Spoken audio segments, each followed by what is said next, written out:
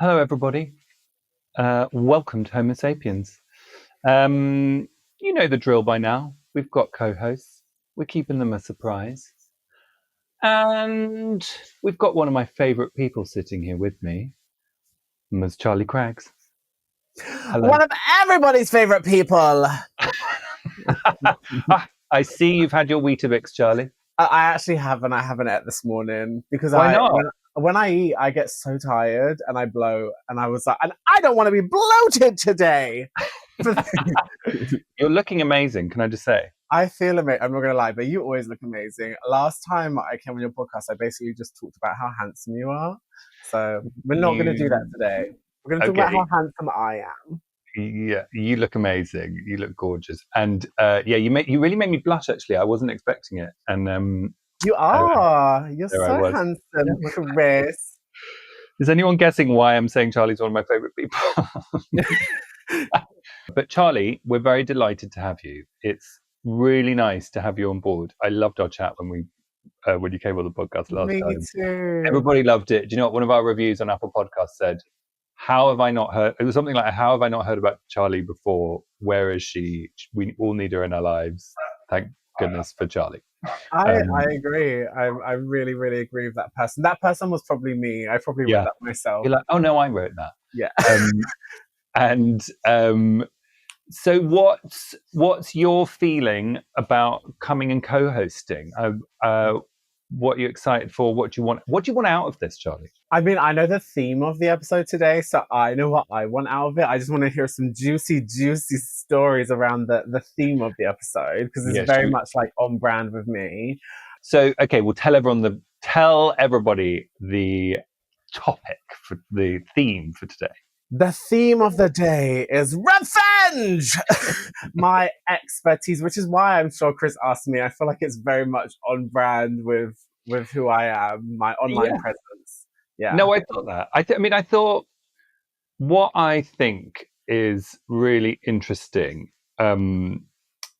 is, and we talked about this when you came on before, but I think there is this thing in you that is like, I said this to you before, it's like you're not going to take the hate that is directed at trans people lying down. No. You're going to settle the score and you fight dirty, you know? And what place does that have in queerness, I think is really interesting, because, you know, we're all kind of taught to be like, not taught to be, but like there can be an element of like, you know, like everyone should be equal and I'm just going to rise above it. And, you know, like, let's try and get to a place where, but it's not really working. Do you know what I mean? Our holier than thou approach is not working. Like the treatment is getting worse for trans people. So I just think your twist is interesting. And also I'll say kind of thorny. Like sometimes it must blow up in your, well, I've seen it blow up, but Charlie blows a kiss. So I just think, I don't know, you fascinate me for that. And I devour every time there's a new spat on Instagram with you and someone, and we'll come on to those in a sec. But I kind of wanted to throw it out to the listeners and go like, what do you do in and around that? You know, like, do you have you sought revenge? And actually, we've done some stats, we've done some surveys, we've got quite a peaceful bunch on our hands. Why am I here? Because we're going to learn something. We're going to learn how to. I think you need to. Like it doesn't surprise me that you've had quite a peaceful bunch of listeners, because you are very that's who you're going to listen to be. But this is why I'm a co-host today, guys, is because you need to. Because you know what? It's not even about like, if you think how far into the depths of this fight for our, not because when I was going to say, when I was on the podcast last time, it was very much like just about trans people. They are very much coming for the gays now too. Very much. And it's only going to get worse. So you guys need to learn how to fight. And I'm here to teach you. So it's time to not be the bigger person, but to be the badder person, to give, like, because you said when you just said it, then you were like, oh, you know, because we're taught to like almost be the bigger person and we're all equal. And I'm like, well, if we're all equal, then you're going to get equally as amount of, like, I'm going to give you the equal, I'm only returning energy. Like, I'm not a bully. I return the energy people give me. So if you're mean to me, I'm going to be just as mean to you. And I just want I just want to equip the gays. And not that I don't think the gays need equipping, but the classy gays like you, I think we just need to know, because it's scary times. Like the far right are on the rise. Like I said, they're coming for slowly for the gays. Like they've started with drag queens more recently in the last year. Do you know what I mean? Like, and most drag queens are gay men, so really they're coming for the gay men already. But like, it's only going to get worse, and we need to learn how to fight. Yeah, and also like I think it's important that it's not about um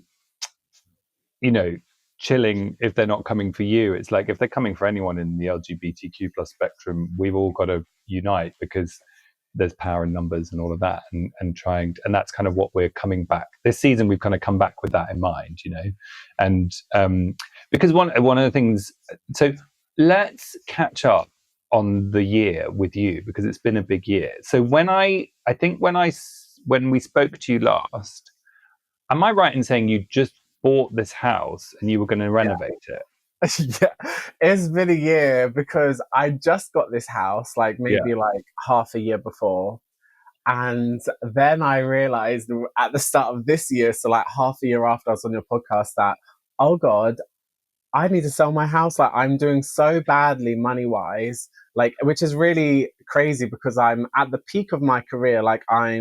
I had I think just before I went on your podcast, won British LGBT Influence of the Year at the British LGBT Awards. So like I'm at the top of my game. Like I put the work in, I'm at the top of my game. I should be reaping the awards. But it's not just about me.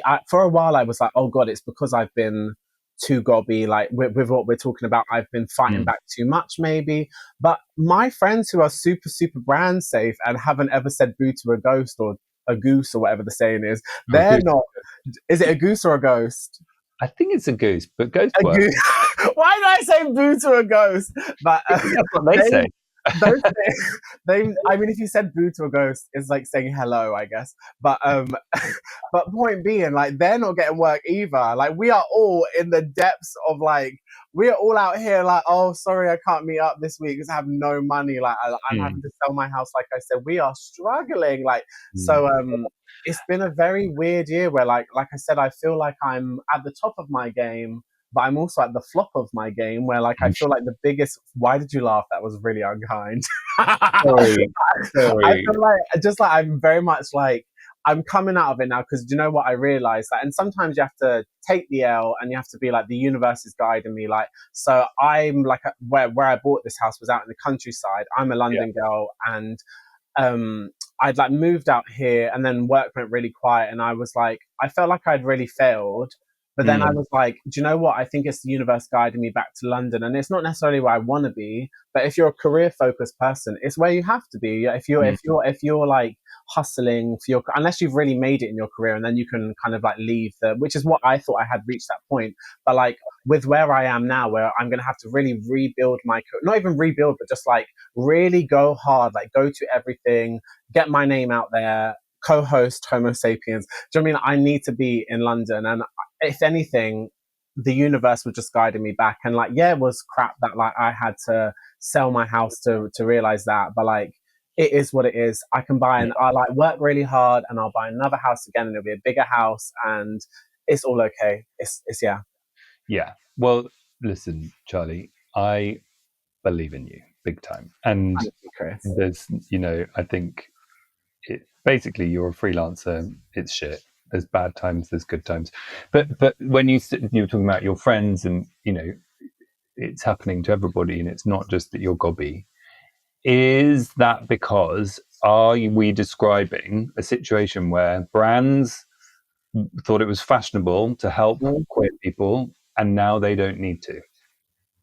You're on it, Chris. Honestly, that's so it. Because all my other friends who are really struggling now are the people who came up in the era of where brands were jumping on activism, where activism was the new hot thing. And I came up in that era where I was there was these brands, because it was the peak of Black Lives Matter, where brands were being held to account for maybe not having the best kind of political track record, and they were starting to use activists instead of models in their campaigns. And I like fronted campaigns for huge. I was around the world on billboards for Body Shop. Body Shop actually still really good to me, to be fair. But like, there's a lot of brands I did work for who, like, the minute I got dropped from, for example, from Sky, I'll say hi Sky, where basically they were like they didn't say it, but they didn't need to say it. But basically, that I'm a bit too political now. I've heard it from other brands, and I'm like, I'm no more political than I used to be. Like when I've been in this game doing my activism stuff for about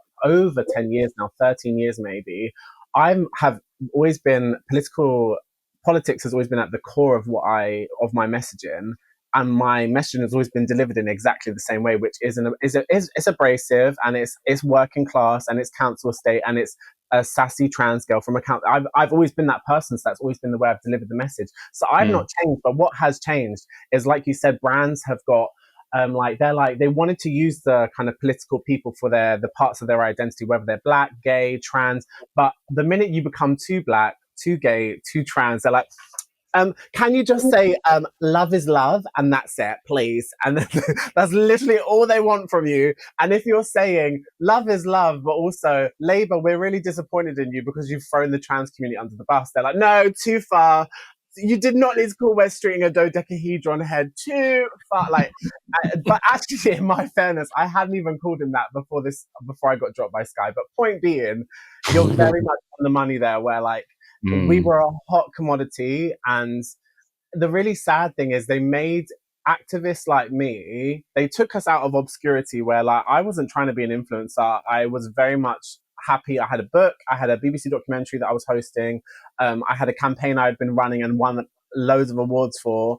Do you know what I mean? Like I had my career outside. I didn't want to be an influencer, but they pick you out of obscurity to capitalize off you. And I knew I was being tokenized, and that was fine because I had bills to pay.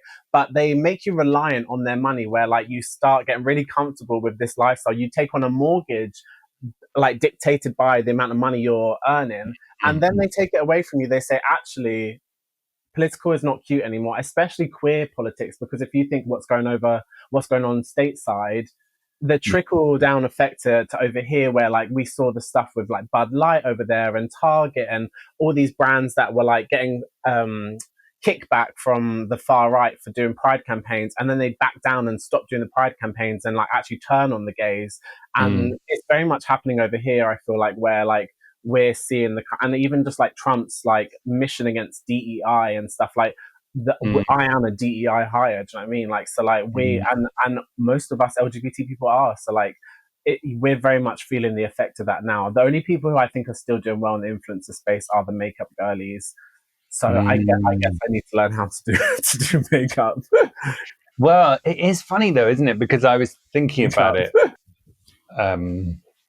whenever, a few weeks ago. It's like, in hindsight, you realize that if you're fashionable, which it all did very much become, and a version of that for this podcast is like, we used to get money from brands to pay for the series. We didn't do ads in between the episodes. We would get money from a brand, would sponsor the whole series. We had Smirnoff before, and whoever else, and various other brands we spoke to all the time. And now that's not happening, And if you realize that you are fashionable, that inevitably means you will become unfashionable, because fashion changes. Oh.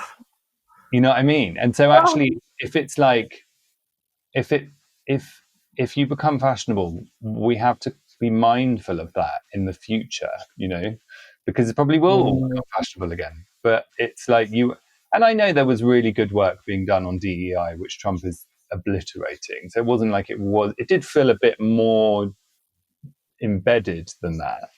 But it is really surprising. Did you see that post that someone did of like this brand, 7 brands, can't remember who they were, what their logo looked like last Pride Month and what it looks like this Pride Month, and like all 7 hadn't done a Pride logo. Not that that's like what we need anyway, but it was something.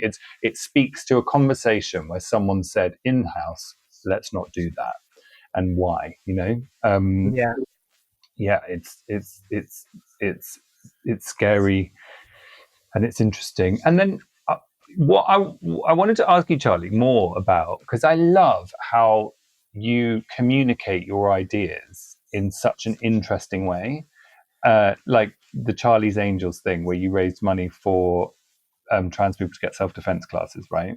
Yeah. Such a simple idea, and you've had many others. You did the nail, was it nails you did as well? Yeah, no transphobia. Yeah. That's how I And started. was that the one you won loads of awards for? Yeah.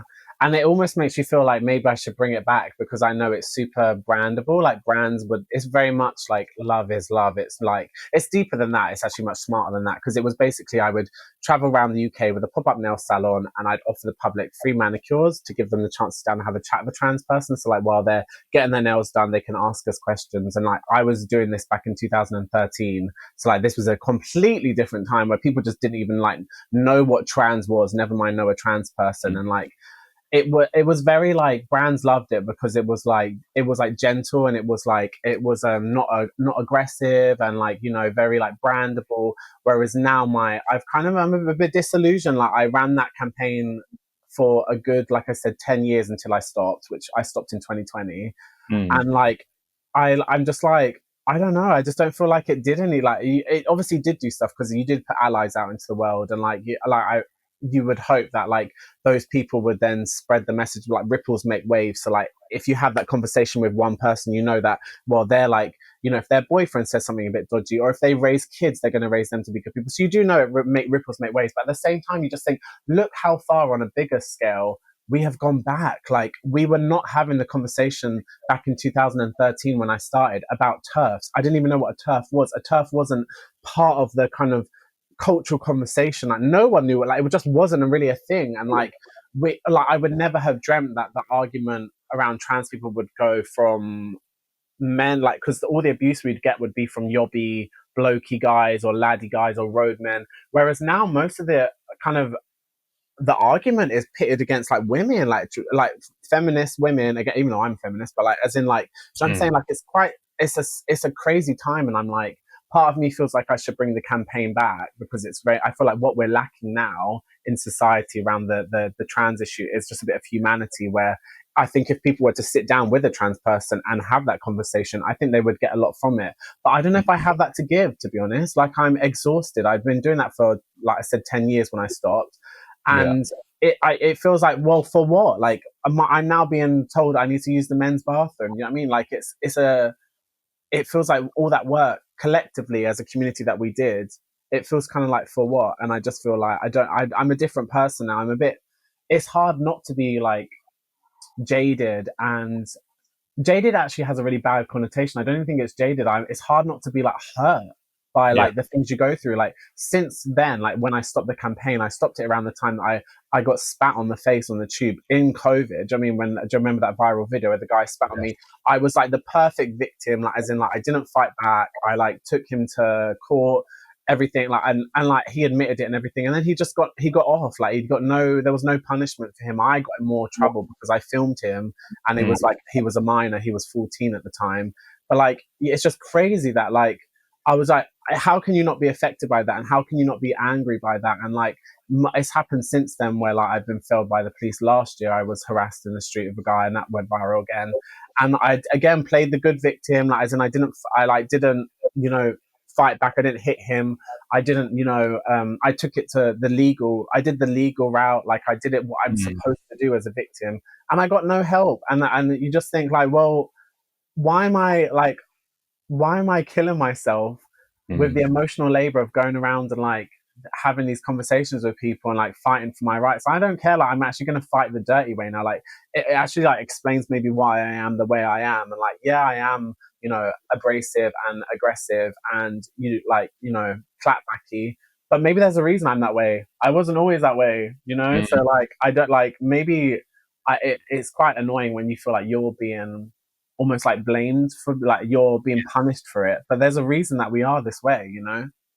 Yes, I so understand that, and it's actually really, it's really sad to hear. Completely understandable. But I also wonder if so. Like, there's there's a big element of there's an element of you yeah, like if you're going to do that, you want to feel like there's some progress in terms of going back and doing the nail thing. But I wonder, in a way, what crossed my mind as you were speaking is like, I wonder in a way if it would be good for you rather than the person you're talking to, because the Yeah.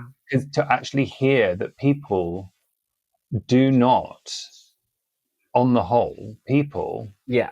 are not actually fussed Of about course. trans Yeah. people. They have been whipped into, and I'm not saying this is right in any way, but it just crossed my mind that actually maybe it would be like kind of soothing for you this time around rather than for them. That actually people are, if explained to, pretty normal about stuff, but there has been this terrible demonization of trans people, and they've been hauled in to be the thing, and we've seen it repeat over history. And it was gay men first, and et cetera, et cetera. And yeah, I don't know, just crossed my mind. Yeah, I mean, that was actually why I started it. Like, it was for Really? me more than it was for the public. It was almost a way of, because I was getting actually a lot more abuse in the street when I started the campaign. And it was almost my way of being able to like process what I was Mm-hmm. going through and being able to like sleep at night, literally, because I was so like angry and like at the world about like how I was being treated. And I was like, well, like if I can at least like make some good from this shit experience, this bad experience I'm going through, at least I can almost like process it, and that I can like be like, well, look at this amazing thing I did. Look at my awards shelf. Like look at like the good I put out into the world. It was my way of being able to kind of like, okay, like that was bad, but look, this amazing thing came from it, and it's almost my way of coping with it. But like now I'm almost like, I don't know. I just and I because the thing is as well, I'm not stupid. Like and anyone who's not stupid, like you've just said as well, knows that this is very much like a PR campaign from the right wing media to like paint us as like demonize us and paint us as the problem and paint us as like like people are treading on eggshells around the trans community. Like we're changing everything. Mr. Potato Head has to be non-binary now. Things like that, stupidness, Mm-hmm. and Yeah. it's making the public like angry at us. But like most of the public, and this isn't an opinion, this is a fact, because like I've seen, like the YouGov polls of like, oh, this percentage of the public are on side with trans people or neutral around trans people. Most people are on side, if not neutral, around trans issues and trans people Mm. and accepting. So like I know it, but like at the same time, you just think, well, like I think we're living in dire times where like it's actually like a manicure isn't cutting it anymore, and it's Mm. actually like we're literally not, this is not like hyperbolic, but we're literally having our like rights taken away from us, literally by people who we thought were on our side. Not just like in terms of the women, like I said, as in like I would never have imagined it would be like a woman thing or like pitting trans women against women, but also like Labour, like they are the ones in power taking our rights away. Like the absolute U-turn, and like specifically as well, like a gay man at Labour, like a liberal gay man like Wes Streeting, to be who like he was trans inclusive before. I met him like when I started campaigning. Yeah. He was not even, I don't think he was an MP at the time. He was like a councillor maybe or something. And we met through Stonewall. And like, Mm. I always didn't like him, to be honest. I always got a bad vibe from him. But Really? like it's crazy to be like, that is the world we're living in now, where like we've been complaining about the Tories for the last 13 years, thinking that they were our problem, when really like we got Labour and like they should be on our side. And we have like a gay man as the health secretary who's literally like boom boom boom boom, like punching down on trans people, on trans kids, on like it's really really sad. It's really sad. And I don't think there's any point in me painting anyone's nails. I think it's like it's a bit beyond that now. And it was a very sweet idea of like, and it was a really good idea as well, but it was a very like, I was 21 when I started. I'm 33 now. I'm I'm a woman now. I'm not a little girl anymore. I'm not like naive and like, I just want to put some good out into the world. No, I want some good for myself. Okay. I deserve peace. I deserve, and like, I just, yeah, I think, like I said, it's really hard to not be shaped by the things you go through. And it would be lovely to be a really like I have a really blessed existence as a lovely little, like, oh, I'm just so like lovely, and like I've had such a lovely, like, the people who get to be that have had really easy lives. Like I would love to be a really nice girl who's like, oh, I'm so lovely and hi. Like, no, I've had a hard life. I'm tired. I can't do that. I'm gonna fight. I have so much like anger in me from the way I've been treated. Not even since I transitioned, since I was a little gay boy. I was a gay boy in a council estate in Labrador Grove. I have 33 years of like anger of like things I wish I'd said during arguments that now I get to say. And guess what? I'm not Miss World. I'm not Mother Teresa, but I don't want to be. I want to be Mother, just Mother, not Mother Teresa. Mother. I don't need to be Mother Teresa. It's fine. Well, okay. Well, listen here, Mother. Why doesn't Mother take us over to these stories of revenge? We asked you on the polls on Instagram, have you got a good revenge story? 19% of you said yes, 81% of you said no. So we were looking for that 19%. Tell us everything. So we've got some of those to read in a sec. We asked everyone, are you good at forgiving or do you hold a grudge? Grudge all the way was 62%. I forgive was 38%. Do you believe revenge is ever justified? Yes, said 78%. No, said 22%. And then, have you got a good forgiveness story?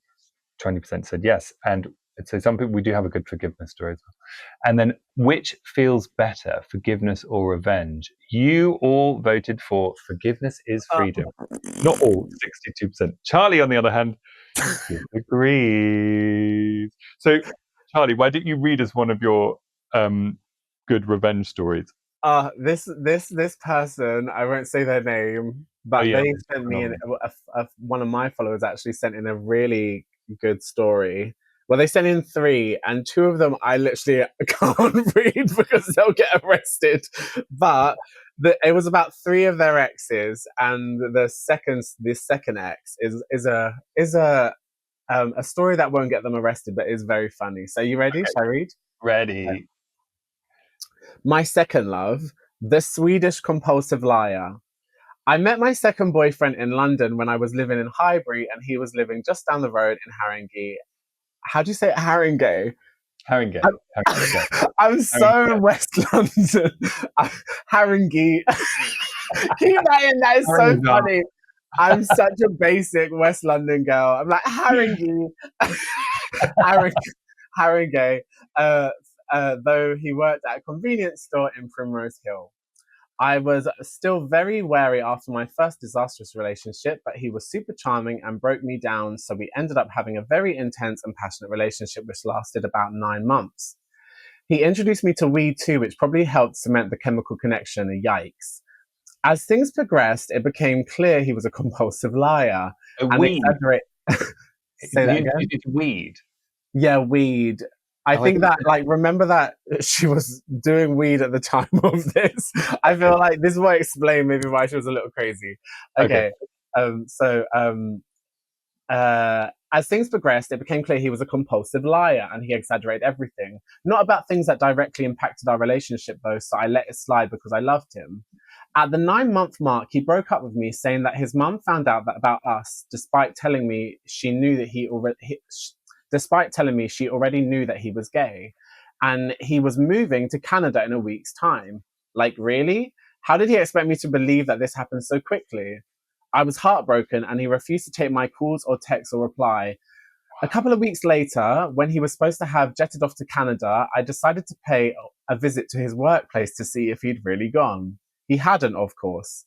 My sadness turned to pure rage, and I made a plan to take revenge.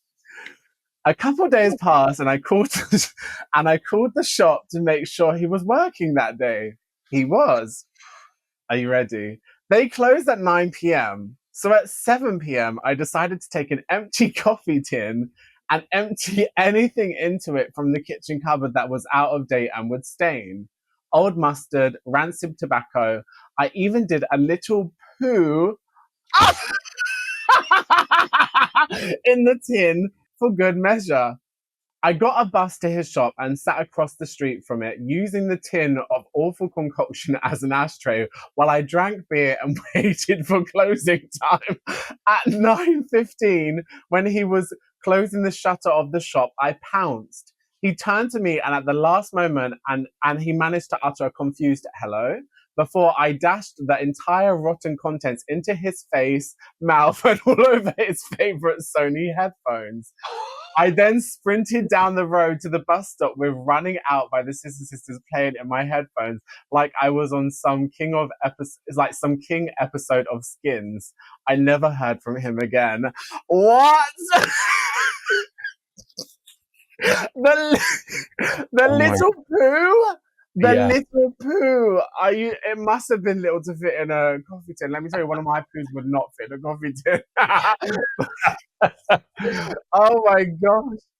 Have you ever done anything not like that, but like I know because you're obviously very good at revenge, the ones I've seen online, but have you ever had that with an ex or anything?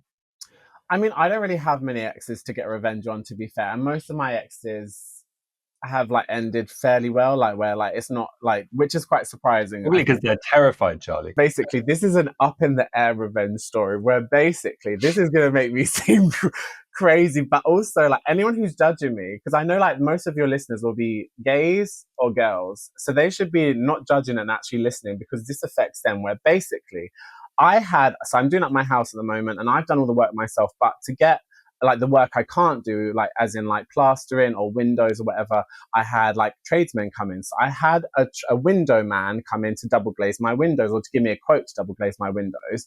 And he gave me a quote. I like paid my deposit, which I found out a tip, ladies and gaydies. If someone is worth their weight, they won't ask you for a deposit. Apparently, I didn't know that. Mm-hmm. Anyway, so I paid half the deposit. It wasn't even that much, but it was like enough. And also, like, I'm selling my house because I have no money, so every penny counts.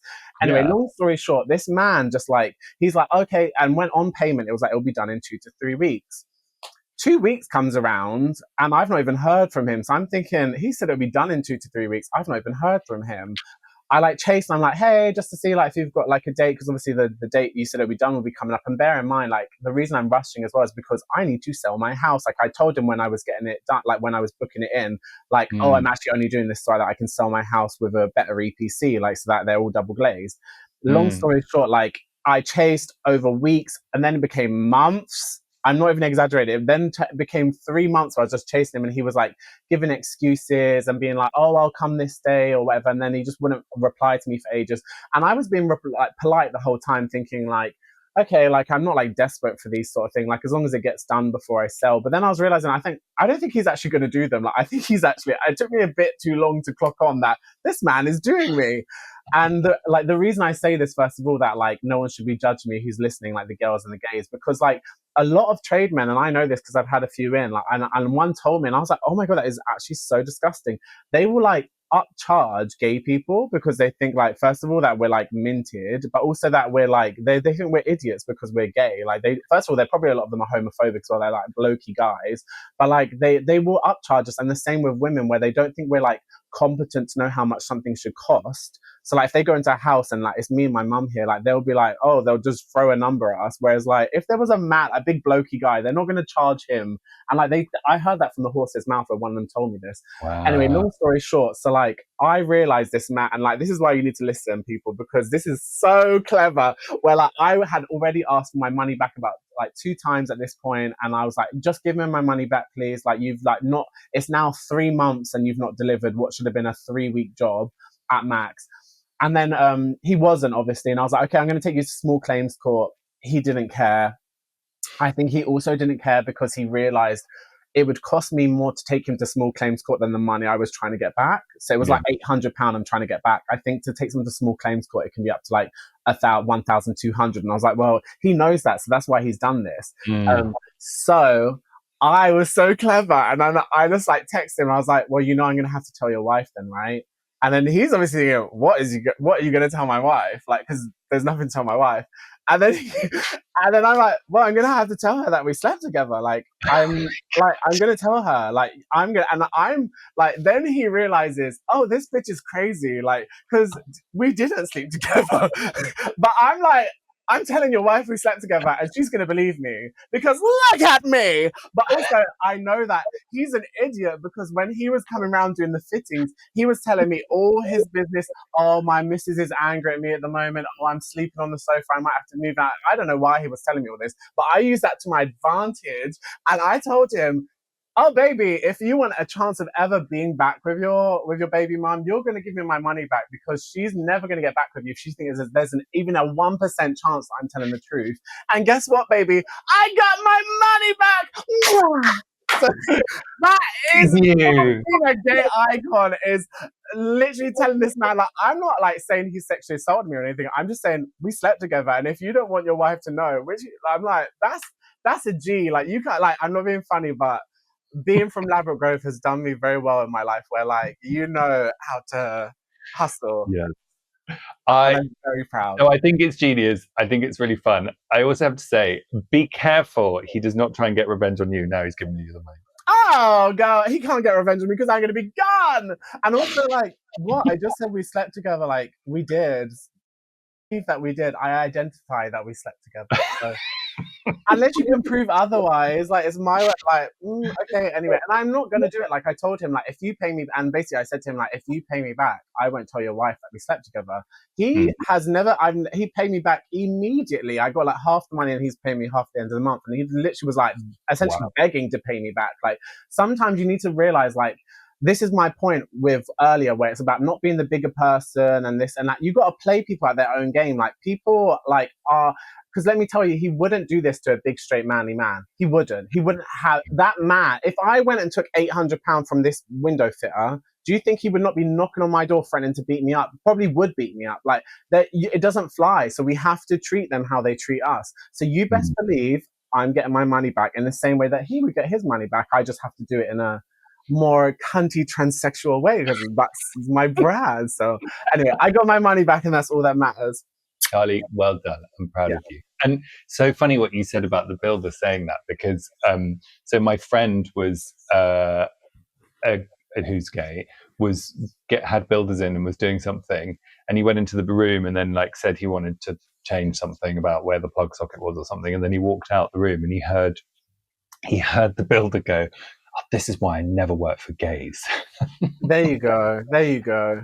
But like the sad thing is like, I don't want you working for us. I really wish, like, and maybe I'll stop doing activism and do like DIY activism where I make like what's that thing called? Like almost like a yellow pages of like gay friendly like tradesmen, because it's ridiculous that we're having to like deal with these people and let them in our house and they're mugging us off and they're like homophobic or transphobic or sexist and like we're giving them money and they're mugging us off. Crazy. There was something like that, and I remember, and we spoke to this mechanics called Spanners with Manners, which is I think it was mainly lesbians who amazing. But yeah, kind of because the same deal, you know, like women and gays and all that go into like a mechanic and everyone just thinks they don't know what they're talking about, so they get ripped off. So it was kind of really cool. But yeah, we should do a little everyone write in hello at Homo Sapiens podcast or at Homo Sapiens on Instagram. Write in and tell us your favorite queer owned business, queer friendly stuff like that, and we can make a little resource. That'd be good, wouldn't it? Yeah. Have you got any good revenge stories? I'm just so vanilla, Charlie. None. No, I don't think I've ever done revenge. I've got one from a listener. Okay, good. Well, thank God you have something. Yeah. No, good. Because this is anonymous. So I was doing a bar shift at a very frightfully. So this is a listener who wrote this. Sorry. I was doing a bar shift at a very posh concert hall in London, full of frightfully upper class people. Most were okay, some were very snobbish. One guy ordered an interval drink. I asked for his name. He said, Mr. Bell. To double check it was spelt how I thought it would be, I asked, is that bell as in ringing a bell? He responded, well, if you don't know that, you shouldn't be behind the bar in a place like this. So rude. Whilst making his interval drink during the concert, I recounted this story to my colleagues, and we collectively decided it would be best if we all spit in his drink. Yes! apparently he was a regular at this venue and he was equally rude to everyone. So this seemed just like revenge for the possibly years of poor citizenship. I never went back, so I have no idea if he survived his bloody and spitty Mary. Oh, do you know what though? He might have enjoyed it. It's giving like men like that who are like so rude. I'm like, you secretly like want to be dominated in the bedroom. You secretly want to be spat on. Do you think that's true? Yeah, I don't know. Like to some people, I'm like, I don't know. Like that's giving a lot. Like, you know, when someone is so outwardly rude that the calls are coming from within the house where you're like, well, there's something going on here. Something's going on. Yeah. And have you got, Charlie, have you got another one there? So I was dating this guy who was a bit of a sissy crossdresser. Bear in mind, this is for context, my trans friend. So it's like, just bear that in mind with the ending. So I was dating this guy who was a bit of a sissy crossdresser, but I was in love, so I looked past it. I even used to do his makeup. Wow, girl. Okay. Well, he ghosted me and I was heartbroken. So I told him I sent his dress up bag along with pictures to his family home. And lo and behold, I got a reply and an apology. Okay, it's not as bad as I thought because she says, I told him I did that. Obviously, she didn't, which I was going to say that's a bit too far. Like, we don't want to be like outing people to the point where they get like killed by their family or like chucked out. So she just said that she scared him and she got a reply. That's kind of similar energy to me, like saying, I'm going to tell your wife you slept with me. And I was such a bitch because I didn't just say, I'm going to tell her you slept with me. I said, I'm going to tell her you bottomed for me. And I'm not even a top. That's how you know it's a big lie. Because if I was a top, I would not be a size 18. I'd be skinny. But anyway, I think that's quite funny. That's very me behavior. And that's why we're friends, me and that girl. I'm not going to say her name, but that's why we're friends. A good bit of anonymous revenge. And what about, so Charlie, what about, is there a place for forgiveness in you? Oh yeah, of course. I mean, I've forgiven. Like I also like. There's like I said, my star sign is Pisces. So like underneath the rising Scorpio bitch, I am actually a very nice person, and like I'm very sensitive. This is why like it's not my natural. Like I said earlier, like maybe don't ask why. Not when I say don't, as in I'm talking generally, not you, but like I mean like maybe it's not that like, oh, why is she such, not like, oh, she is such a bitch. Maybe ask yourself like, why is she such a bitch? Like I'm not naturally like this. I've learned to be this way, but like there's definitely a place for like forgiveness. I'm trying to think of good examples, but like yeah, I've forgiven people. Like you have to, like, I'm not being funny, but like with being a queer person growing up, like the amount of shit we go through, I don't know if it was the same for you, but for most of us it's the same, where like everyone just like dogs on us and picks on us, and it's like, well, you have to at some point like forgive some, because you can't be like angry at every single person. Do you know what I mean? Like, oh, you can, and I was for a while, but then there comes a point where like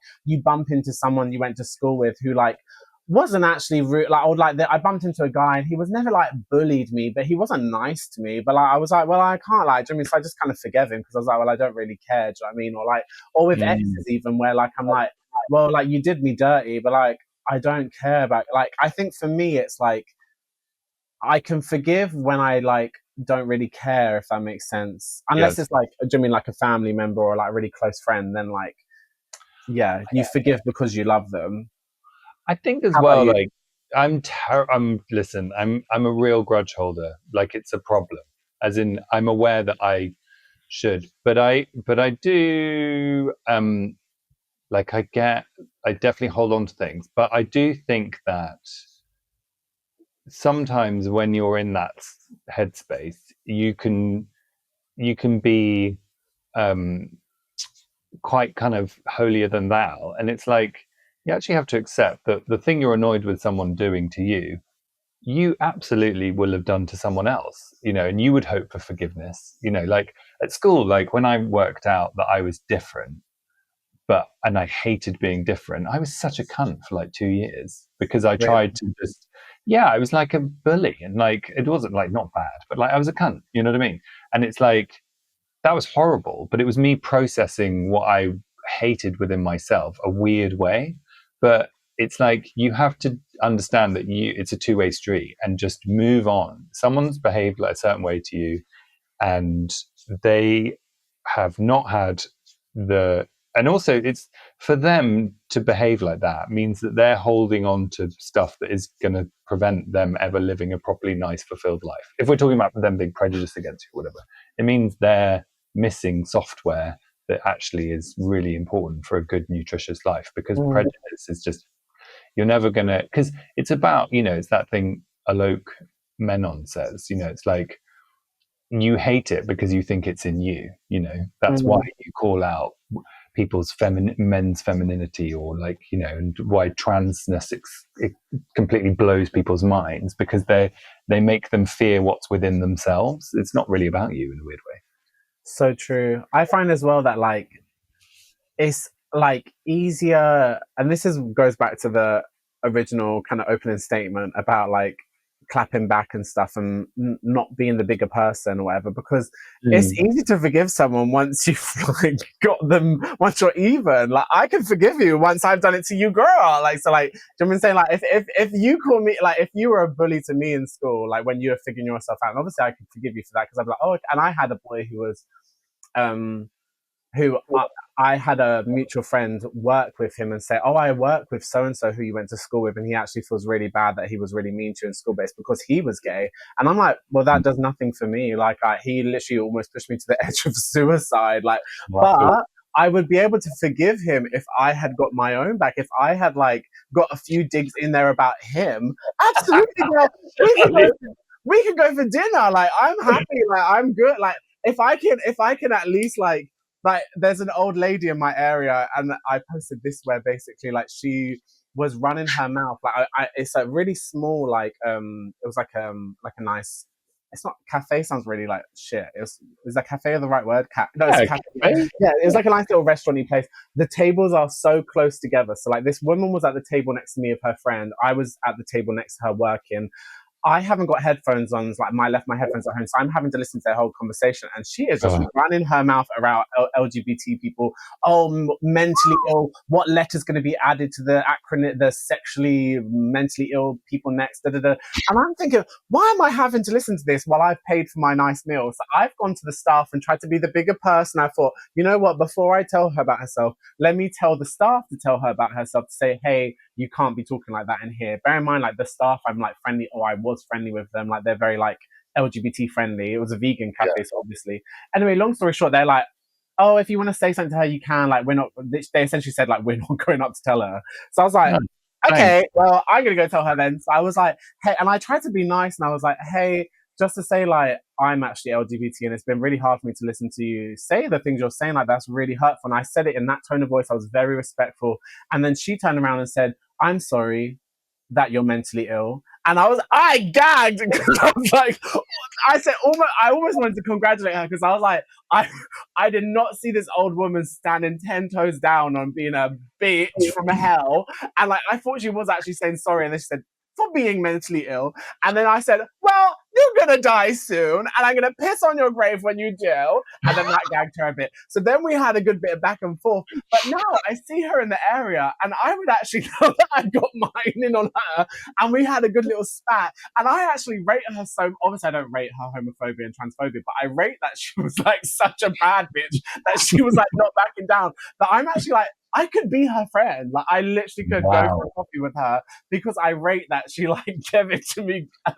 Obviously she was being a bully and nasty, but I don't know. I just I was once I've got mine in as well, I can forgive. It's much easier to forgive someone when you've got yours in too. So I suggest everyone get yours in too. If someone cheats on you, rather than having to forgive them for cheating on you, cheat on them as well and then forgive them. You can both forgive each other. Perfect. Love it. Equality. Maybe, screw doing people's nails. Just go and have it out. Yeah. That could be your next chapter. So we asked you, sorry, are you good at forgiveness? Do you hold a grudge? 62% of you said you have a grudge. 38% of you said I forgive. So, good to see there's some fellow grudge holders there. And which feels better, forgiveness or revenge? Forgiveness is freedom, 62% of you. Revenge, baby, 38% of you. So we're all about the forgiveness. We want more revenge stories at Homo Sapiens on Instagram. Hello at Homo Sapiens Podcast on email. And you can write to Charlie at Charlie_Craggs. Let's keep this conversation going. It'll be anonymous. Did I say that already? What we should also do is let's have a look at community notice board. Just invented a jingle before we go. Charlie, have you got a business you'd like to shout out? A queer-friendly, queer? I do, and it links to what we were talking about with like DIY kind of tradespeople as well. It's the Female Advantage, and that's at the Female Advantage, and they are a women-owned. I think they're a lesbian couple who do. I'm like friends with them on Instagram, and they do like removal, so like you don't have to deal with like nasty blokey guys coming to your house and ripping you off. You can move your house with a bunch of really nice lesbian women instead. I'm going to check that they're lesbians. I'm assuming. I'm like, yeah.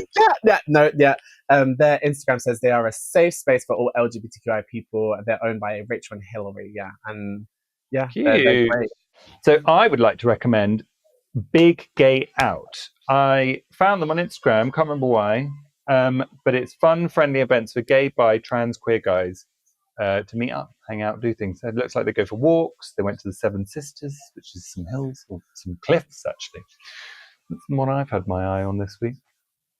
I love that as a community, we're really good at puns, because if you think like the Female Advantage, like advantage, and yes, I didn't even notice.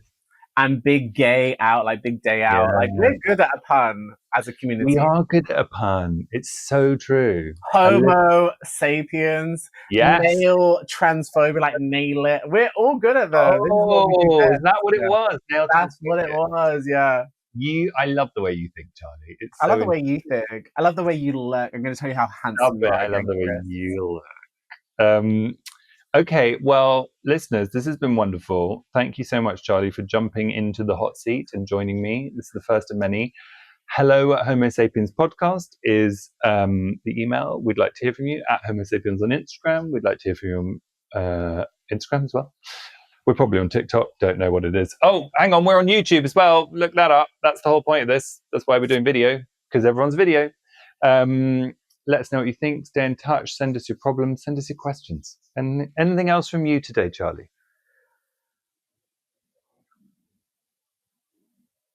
Get revenge.